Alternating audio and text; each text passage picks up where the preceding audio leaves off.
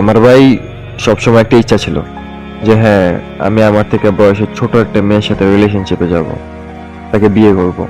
কারণ সে আমার বয়সে ছোট থাকবে, আমাকে সম্মান দিবে, আমার যত্ন নেবে, আমাকে ভয় পাবে। তাকে একটা ধমক দিলে সে ব্যাপারটা বুঝবে, সে বুঝতে চাইবে। আলহামদুলিল্লাহ, আমার সেই ইচ্ছাটা পূরণ হয়েছে যে আমার বয়সের তুলনায় ছোট একটা মেয়ের সাথে আমার সম্পর্ক। অহনে এই দাঁড়িয়ে সুইট কেয়ার দমকে আমার সুপ্তান লাগে, আমি কিচ্ছু করতে পারি না। কই আমি ভাবছি যে হয় এটা দমক টমক দিয়ে চুপটুপ করায় রাখবো, এটা বুঝামো, এটা সামলায় রাখবো বাচ্চা মানুষের মতো। কিন্তু এটা উল্টা আমার দমকায়, মানে আমার লাগে রাগ জিদ দেহায় শেষ ভাই। এই দাঁড়িয়ে সুইট কেয়ার রাগের ঠেলায় ভাই আমি কিচ্ছু করতে পারি না, আমি বাবার মতন চুপ হয়ে থাকি। মানে কি কইতাম ভাই, আর যত উল্টা জিনিস আছে সব খালি আমার লোকই হয়। এই শরমের কথাবার্তা আমি কাঁপতে কইয়া আমার দুঃখের জীবনটা বেদনা রে।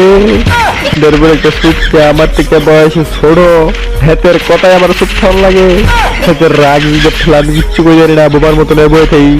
কই ভাবছি আমার একটু ভয় পাইবো, একটা দমক দিলে বুঝবো না কি এর ভয়। ভয় না এটার ভিতরে, আল্লাহ তাল্লাহ এটার ভিতরে ডর ভয় কিচ্ছু দিছে না। কুত্তা বিলাই জিন পেতনি সব ডরে, খালি ডরে না খালি আমার।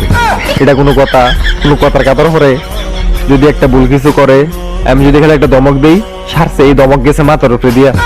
কারে কি কইতে আসি রে ভাই, উল্টা আমার দমকা টমকে কয় হ্যাঁ বেশি বুঝো, হ্যাঁ তুই বেশি বুঝো।